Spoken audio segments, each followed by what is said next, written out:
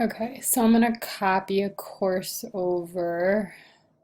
I don't, since I'm not copying over any other courses at this time, I'm just gonna do it in Workspace. So I created this course here, which is a Pearson course.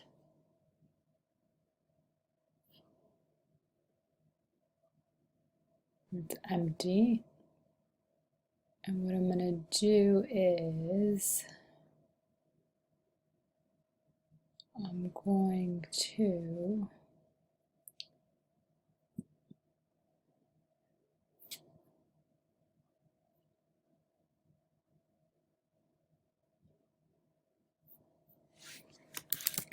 go into last semester's course.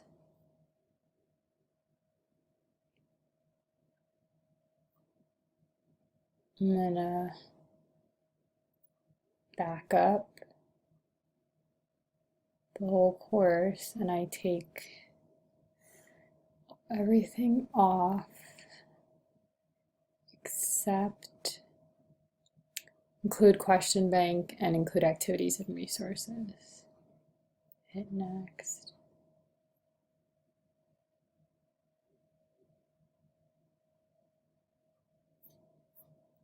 I'm just gonna take this off since there's nothing under there. Everything else looks good. I'm gonna hit next.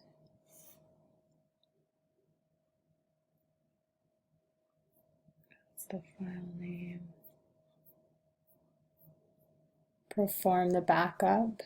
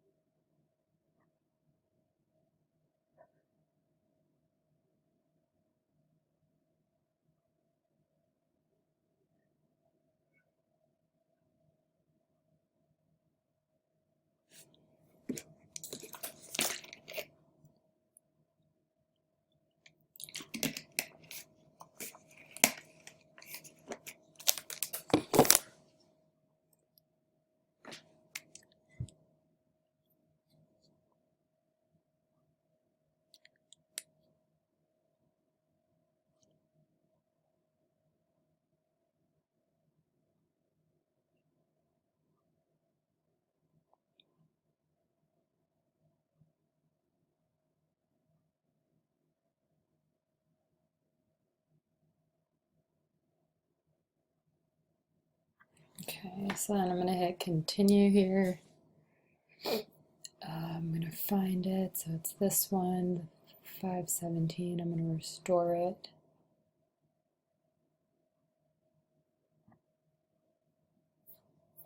Scroll all the way down, hit continue.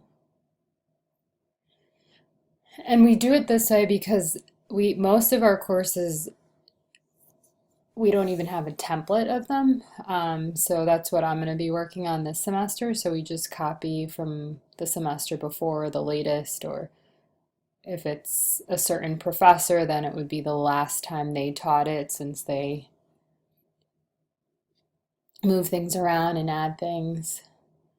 And what we want to do is merge the backup course into this existing course and need to look for it. So it was 201-703 business, 204. So we'll search that. And I want this one with the UR because I don't want it to disturb what I have now. So that's the reason for the UR, because we have a program called Conduit that is merged with our system called Banner, which is the registration system.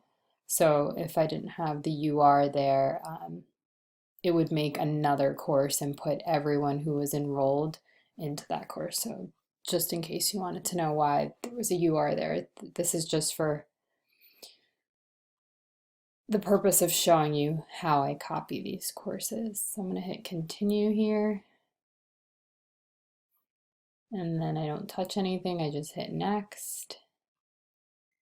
And here I change this to 703, but I change this to UR. And I don't need to change anything else. And then I hit next.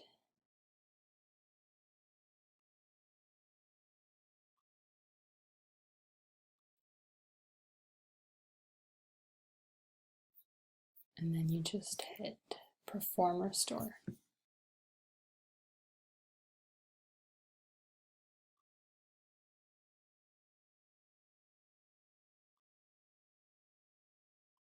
So basically, if there was a template of the course, it would just be a little different, but the settings and the first step are exactly the same.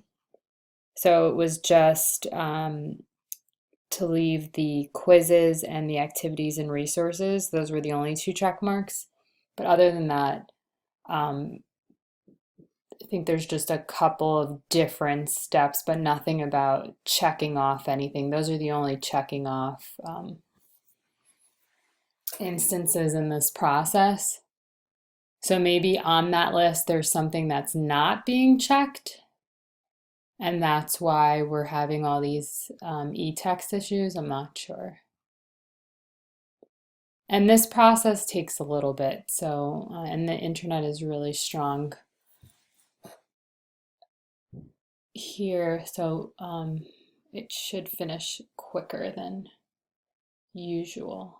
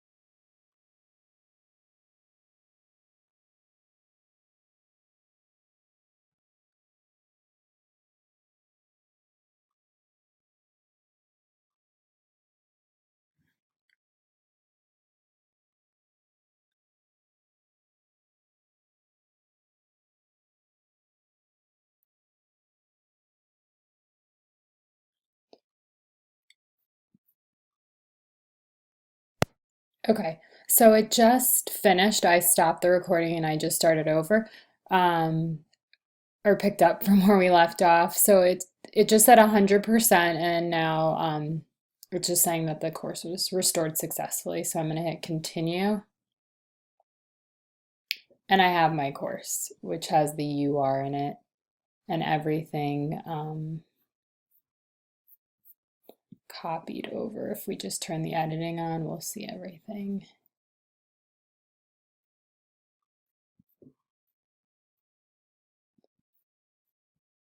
So we have all the Pearson links, the textbook, and then all the 15 weeks. So that's pretty much the process. So maybe we can figure out what I'm not checking off in that first step. Other than that, I think, like I said before, there's really no chance within the process to check anything off a list or anything. It's just basically those are all the items in the course that we saw step by step. So it's just restoring that after we backed it all up.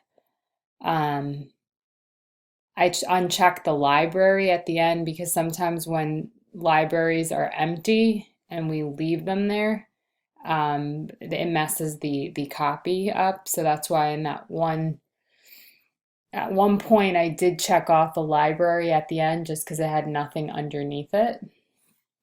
So if there's any other questions I can answer, just let me know. I'm going to stop the recording now.